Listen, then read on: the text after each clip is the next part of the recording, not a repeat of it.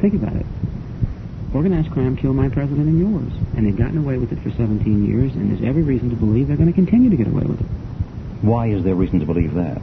Well, we have so locked ourselves in our national government, in the FBI and the Department of Justice, to the old and now thoroughly discredited single assassination theory, that nobody wants to admit that we're wrong. And more but we've got poll data indicating that 3/4 of the American public doesn't believe the single crazed assassin theory. That's the American public, but that's not the public officials, who that if they publicly changed their mind would have to do something about it.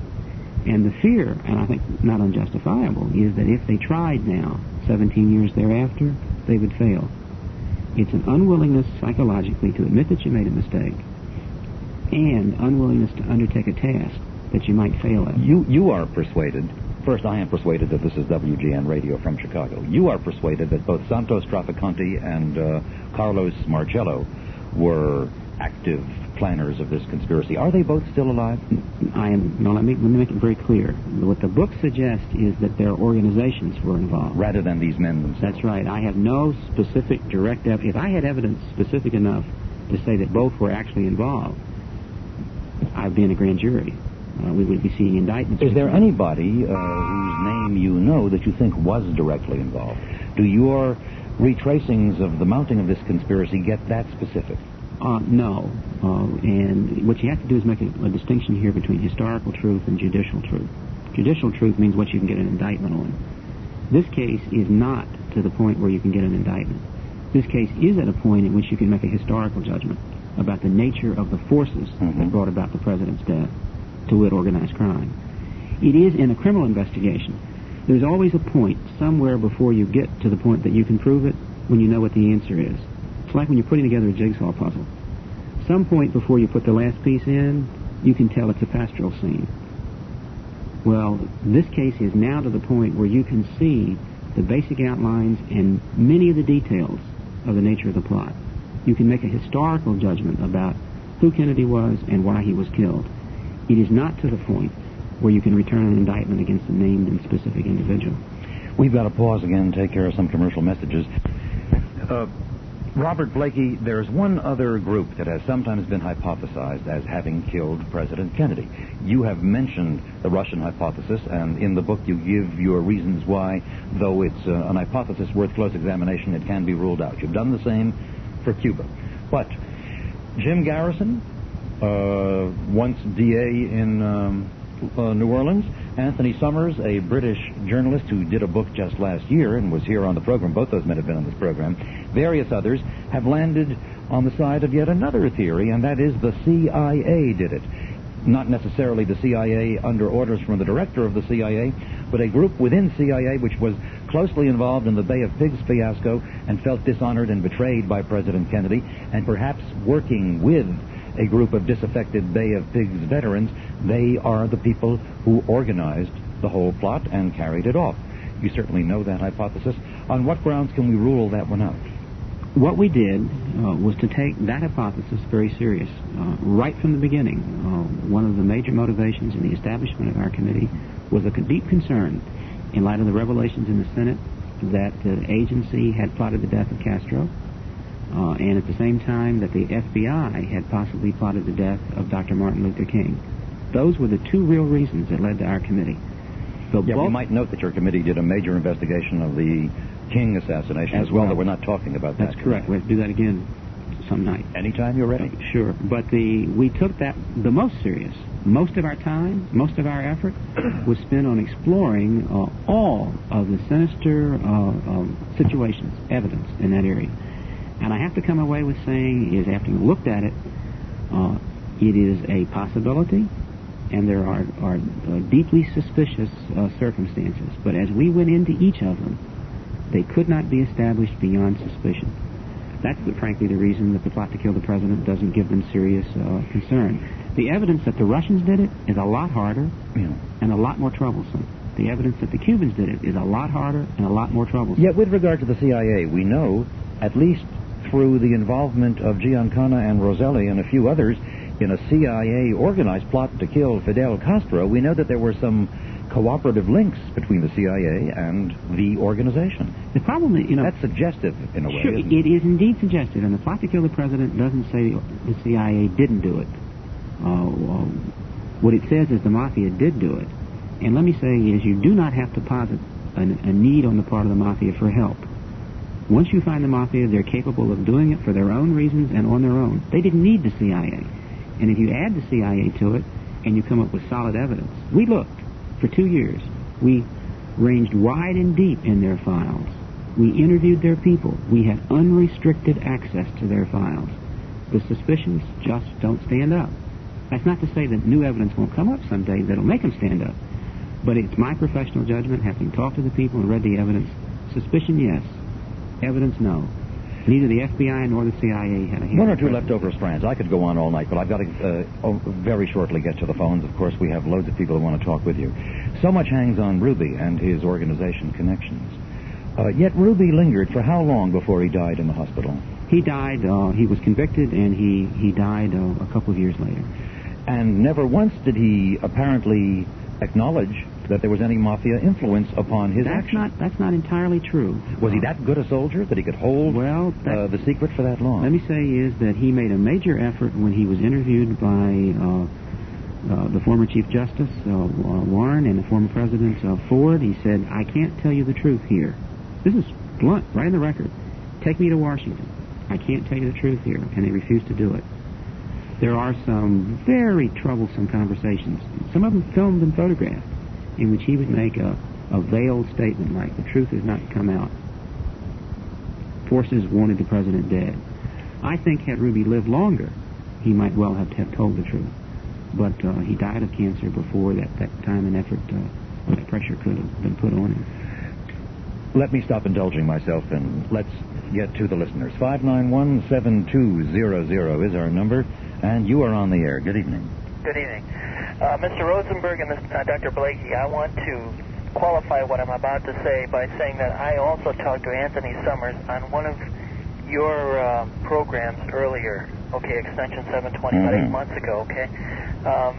I want to make a few points, and I'm going to try to make them as quickly as I can. The first thing that I want to say is, number one, do you go along with Anthony Summers' book?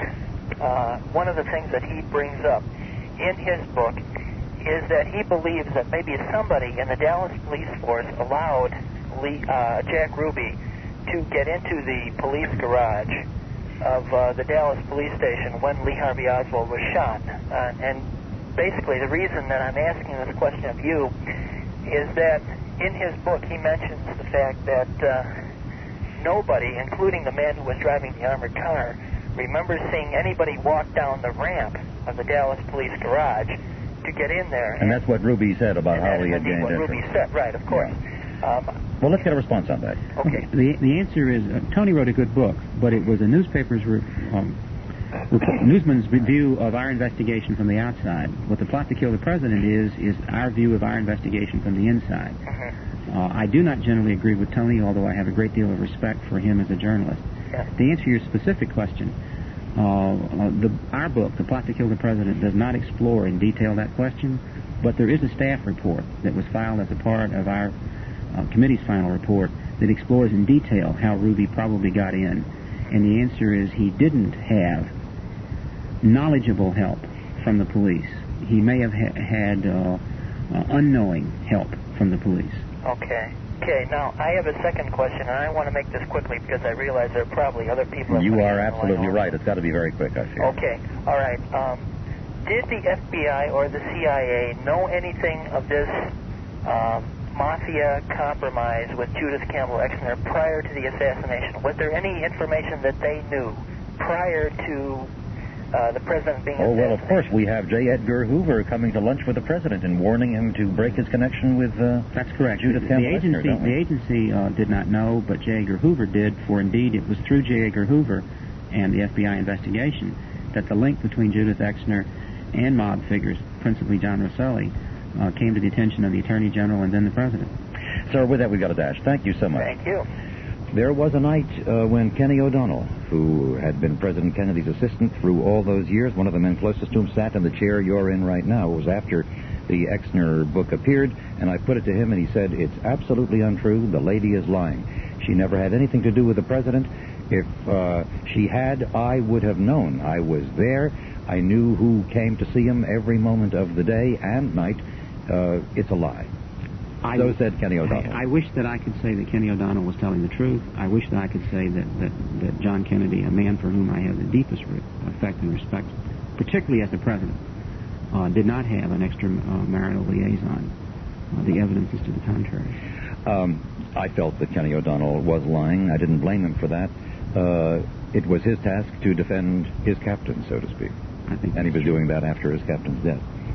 And Kenny O'Donnell, unhappily, died some years ago as well. If I could have written The Plot to Kill the President without that chapter, I would have written it without that chapter.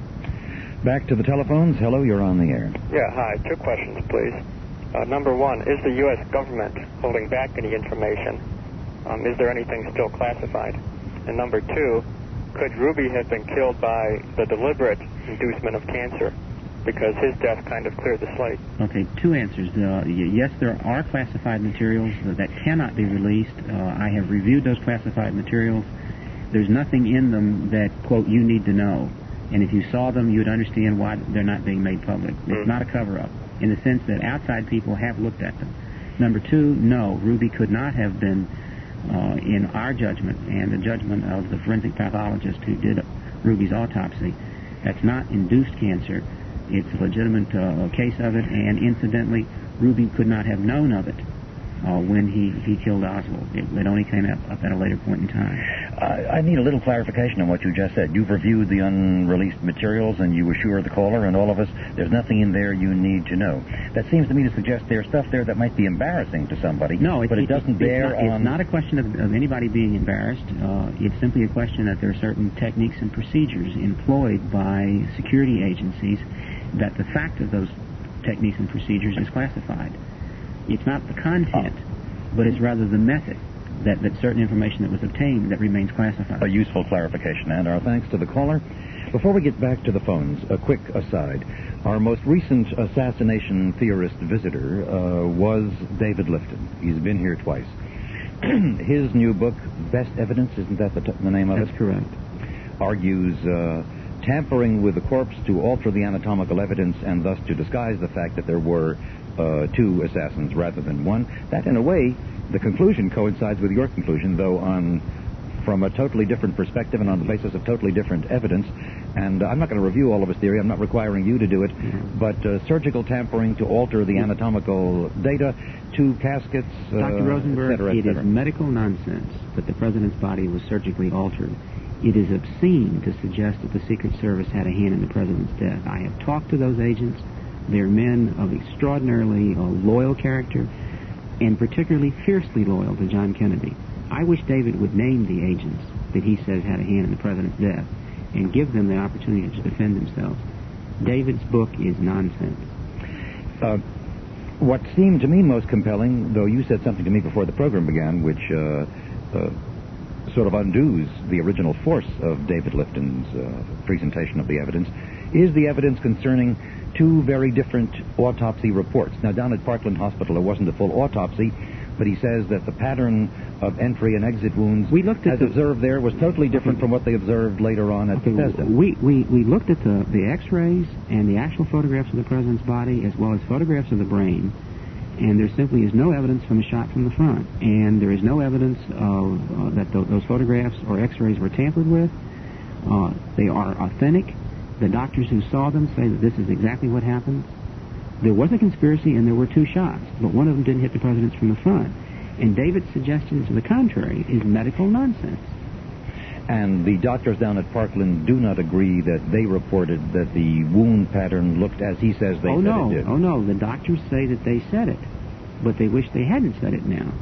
Because what they did is they made an emergency effort to save a man's life. They did not make a forensic examination of the body for cause of death, medical cause of death for the purposes of a criminal trial. A useful clarification. I'd love to get you and Lifton at this table together.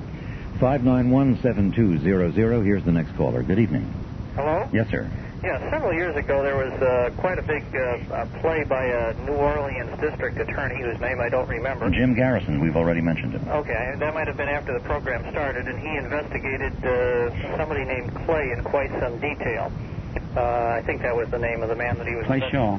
Okay, Clay Shaw. And David Ferry. Okay, and at the risk of being repetitive, does your gentleman tonight find any substance to what was uncovered at that time or any support? He didn't only investigate Clay Shaw, he took him to trial, didn't he? Took him to trial in what was just simply a legal disaster and a disgrace to law and law enforcement in this country.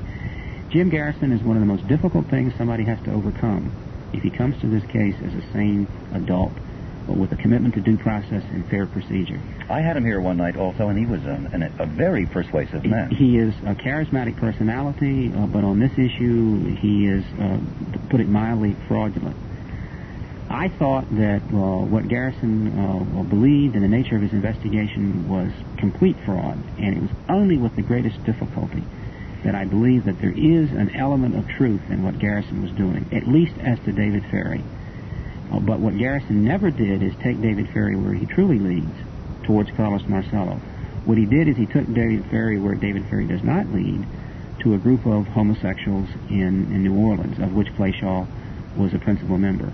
Clay Shaw was an innocent man, wrongfully indicted and horribly destroyed by Jim Garrison. And the validity for a lot of thinking people in this country of a possibility of a conspiracy in this case was discredited by the way Garrison handled himself. Garrison is one of the largest single reasons that thinking people in this country have dismissed the Kennedy assassination and conspiracy theorists because of Jim Garrison's conduct. Did I hear recently that Jim Garrison has risen again, was recently elected to a high judicial post, is it? Unbelievable. Jim Garrison is a judge in the state of At what level do you know? Intermediate appellate court. What state? In Louisiana. In Louisiana, of course. Sir, we thank you for the call. And we'll pause, take care of some messages, then right back to your calls. To the phones, 591-7200, and you are on the air. Good evening. Yes, I would like to ask Mr. Blakey if in his investigation, did you find any evidence to either support or debunk the theory that possibly Jimmy Hoffa may have collaborated with Marcello and Trafficante in the plot to kill the president? We explored that very carefully on the committee. Jimmy Hoffa was certainly someone who had every reason to bluntly to hate Robert Kennedy and the president himself. In the end, there just is insufficient evidence to link Jimmy Hoffa to the assassination. But you don't rule it out? I don't rule it out. In fact, one of the interesting things is that those people who wonder whether the president might have been killed by organized crime ought to take a look at the Hoffa assassination. All the earmarks in the Hoffa assassination, that is, motive, opportunity, and means, leads one to believe organized crime killed him. And why did they kill Jimmy Hoffa? Because he threatened their wealth and power. And if they were willing to kill Jimmy Hoffa because he threatened their wealth and power, how much more would they have been willing to kill John Kennedy because he really threatened their wealth and power? The book explores Hoffa's relationship and Hoffa's death at some length. Sir, I thank you for the call. Thanks. Before we get back to the phones, a little bit of background on how the committee operated. And for that matter, what's happened since the committee majority report was filed, both in terms of broader congressional response and response from the relevant community in the country. Exactly what the relevant community is, I don't know. I suppose it's law and justice system people, but there are lots of other experts. One of the most dispiriting aspects of my whole participation in this has been the response of the FBI and the Department of Justice to our recommendations. And you say the rest beyond the law enforcement community, the response given to this by responsible newspapers, magazines. I think, and this goes back to the Garrison case, many people accepted the Warren Commission's judgment, particularly in the media. It seemed to be the best answer. They don't anymore. They don't anymore. But then Garrison came along and yelled wolf. And many people were willing to believe Garrison, and then it turned out to be a fraud. And now I think you have some kind of a psychological phenomenon. Fool me once, shame on you. Fool me twice, shame on me. And they don't want to consider it anymore. Our report, and indeed this book, think what this book says. This book says organized crime killed John Kennedy and has gotten away with it. If that is true, That says an awful lot about our society. And yet, the response in the responsible media people, and I'm talking about Time, Newsweek, the New York Times, Washington Post, is one of the deadly silence to this. And it's not that the correspondents don't know it, because I know them. I got to know them when I worked on the committee, the House Assassinations Committee, and I had previously worked in Washington as chief counsel of the McClellan Committee. Many of these people are my personal friends. Their editors are not. The response to this issue in this country by responsible people has been one of, I don't want to think about it, I don't want to read it. As we were saying when we were off the air, there's a kind of Gresham's law in this. What's taken over is the nutty theories. And there's been Gresham's law is bad, money drives out good. That's right. There's been a kind of... the analogy here is what? There's been a kind of insanity by association. For a sane person... Nutty theories drive out responsible theories. That's right, and nutty theories taint by association anyone who makes a disciplined effort to look at this and ask what really happened. What recommendations did the committee report finally offer to Congress itself? It made a series of recommendations going much beyond the assassination of President Kennedy and Dr. Martin Luther King, recommending legislation. Congress has made no response to it, although it is my understanding that the recent unfortunate event with President Reagan may very well lead Congress now to go back and take a look at our recommendations and implement them. You recommended what sort of legislation? To do what? Well, there's never been an effort to consolidate and codify federal homicide law, particularly as it deals with political assassinations. We made a series of recommendations, administrative recommendations, on how assassination investigations should be handled, which I might indicate have not been appropriately handled in President Reagan's effort against his life. For example, the newspaper stories about Mr. Hinckley, and particularly that letter that's now been published, that indicates that he plotted to kill the president beforehand, should never have come out. It's a gross violation of his constitutional rights to a fair trial. The Warren Commission in '64 criticized the Department of Justice for this. The Assassinations Committee in '79 criticized them for it. And we have an assassination effort today, and they learned nothing from the past. This is WGN Clear Channel Radio from Chicago. We'll be back to your calls on 591-7200 in just a minute or two. But I want to pause to broaden our inquiry, if only for a few minutes. You have long been one of the leading students of and prosecutors of organized crime. You're now director of the Notre Dame Institute on Organized Crime. How organized is organized crime these days? For the moment, putting the assassination aside, what have they been doing since then? Organized crime is going through currently, and by that I mean the Mafia. Although, don't misunderstand me, there are a lot of forms of organized crime in this country other than the Mafia. In fact, I don't even think the Mafia is the principal form of organized crime in this country anymore. What is the principal form? I would say the drug traffic, which is now literally wide open. It's out of their control. It's certainly, if you're talking about marijuana and cocaine from Latin America, you're not talking about major Mafia people. Mm-hmm. It is highly organized, but it is wide open. It is the kind of warfare that characterized the beer traffic in this city during Prohibition. People are being killed today in Miami like they were being killed in Chicago. Well, is the Mafia then weaker somehow in its... They have moved out than it was at the time of the assassination? It is both weaker and stronger. In certain areas it's stronger, in other areas it's weaker. It has moved more into being the bankers for other criminals. It's where the money is. It's where, in other words, their principal role today is lending money and not making money through illicit activities. Organized crime is both stronger and weaker. It is stronger, for example, in Chicago. I think it is stronger today than it was in say, 63. But that it depends. Certain areas, yes. Other areas, no. Back to the phones. 591-7200, and you are on the air. Yes. What I'd like to ask is whether or not anyone has ever questioned whether the cameraman, the TV cameraman that was following the motorcade, might have been involved. The reason I've always wondered about it is because he ducked to one side, and the camera went black. And it seems that he would have to have ducked because of what he saw, rather than what he heard, because you always see before you hear. So why didn't the camera, he was filming at the same moment, why didn't the camera get the picture? It always suggested to me that maybe he ducked before the fact, or that he might have been pushed.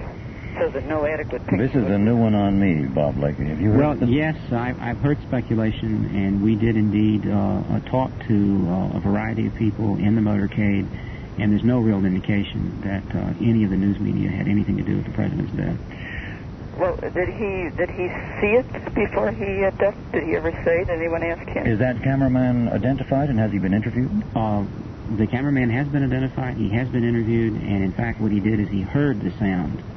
But how does he hear before he saw it? Don't you see before you hear? Well, it depends on which way you're looking. He was facing forward, and thus And the shot sound came from behind. How come the camera didn't get it?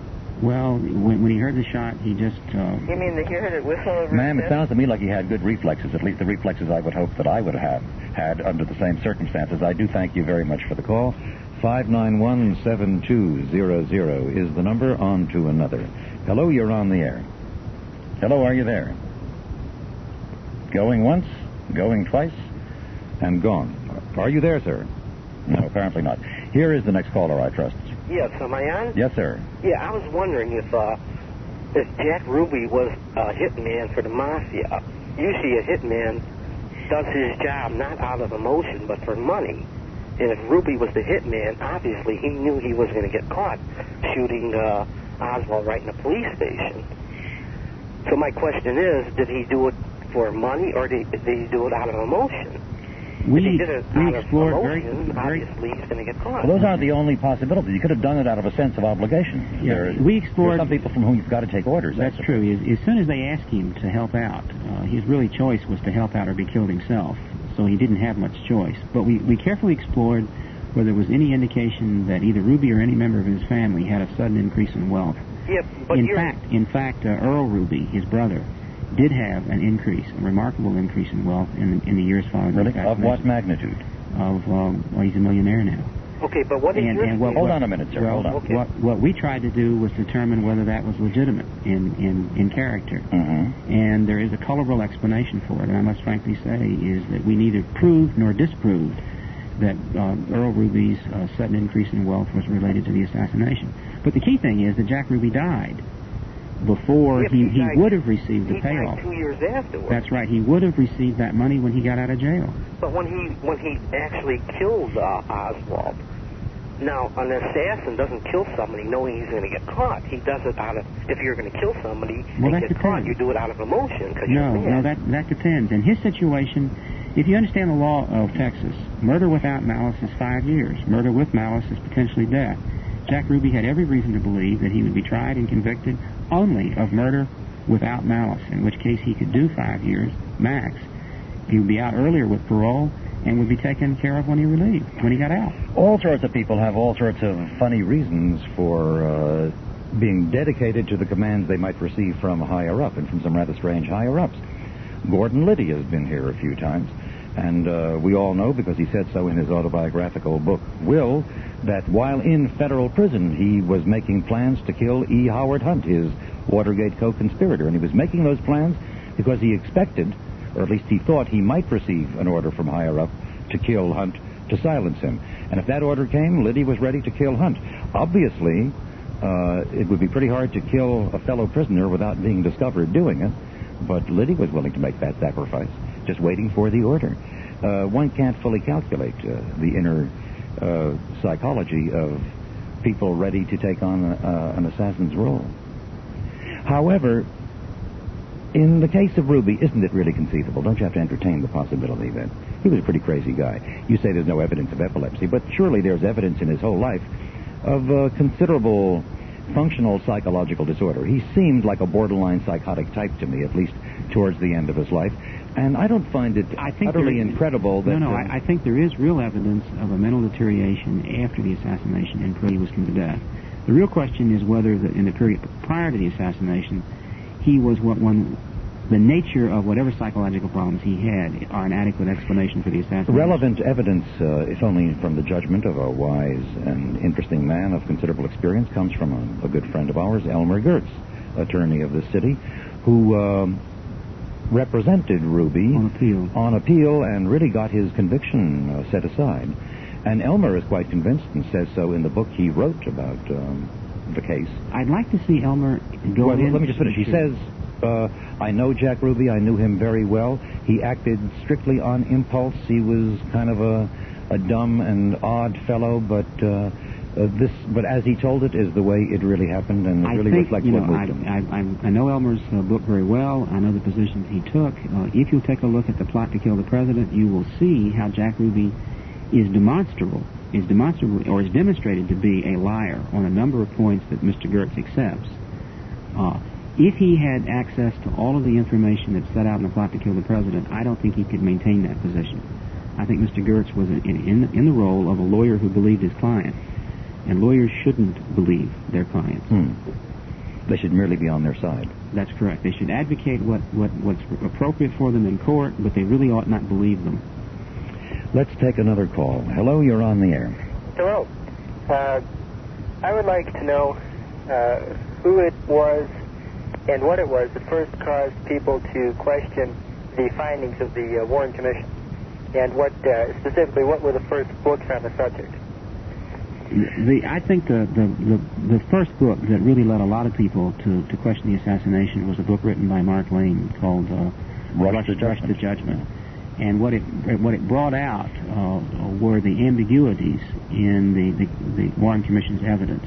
Mark went in as a lawyer and construed the entire record against the Commission and made a good lawyer's case for the fact that the Commission was wrong. And a lot of people were disturbed because when they had heard from the Chief Justice of the United States, principal government figures, that this was a simple case and it was black and white. They hadn't read the 26 volumes. Mark bothered to read the 26 volumes, and the evidence was ambiguous, to put it mildly. And then do you still today accept most of his premises in that book that he wrote? No. It turns out that Mark Lane was right on his ultimate conclusion and wrong on almost all of his individual judgments based on the evidence. Did you representing the committee, go back to living members of the Warren Commission? Yes. We talked with all of the living members, including President Ford himself, who publicly appeared before our commission. I do remember that appearance. And how do they now view the work that they did? Most of them are extremely defensive. President Ford was willing to say the day our report was published that it was wrong, that it contained no evidence to indicate that the Warren Commission had made a mistake, when it was obvious that President Ford couldn't have read it. One other question. I remember towards the end of the commissions, the sessions of your commission, there seemed to be conclusive proof of a second shot, which was the result of a new test, a new acoustics test. I might be... no, that's correct. Remember that correctly. What happened to that development? That development stands exactly where it is. The evidence indicates there were two shooters in the plaza. It's scientific in character, and in my judgment, it remains undisturbed. Sir, we've got to pause for some messages. Thank you for the call. 3 of the Quality and Justice. And with that, we'll get back to the phones. Good evening. You're on the air. Yes, Professor Blakey? Yes. Around 1976, the CIA started to release certain documentation on the Kennedy assassination. One document that was released in June of 1976 mentions a Gene Swatra, and I may be mispronouncing the name. Swatra, who was in Fort Worth, Texas on the morning of November 22nd, 1963, and in Dallas that same afternoon. That's correct. He was later expelled from the U.S. at either Fort Worth or Dallas, according to the CIA, 48 hours after Kennedy's death. That's correct. Another document shows that this person was a member of the French OAS and was involved in an assassination attempt against de Gaulle. That's correct. My question is, was there any investigation done on this by the House Select Committee, and if so, why was there no mention of what you found in your report or volumes? Well, there was. We took it extremely seriously, and let me say is I have to be extremely careful in answering you because almost all of the information in reference to that particular assassin is classified. The answer is we wanted to publish material that would indicate the work that we had done with Swatra, and there's no sinister reason why we didn't do it. We just simply ran out of time, and we didn't have the resources to publish everything that we looked into. But have you concluded that he has no role in any of it? We concluded that he had no role in it.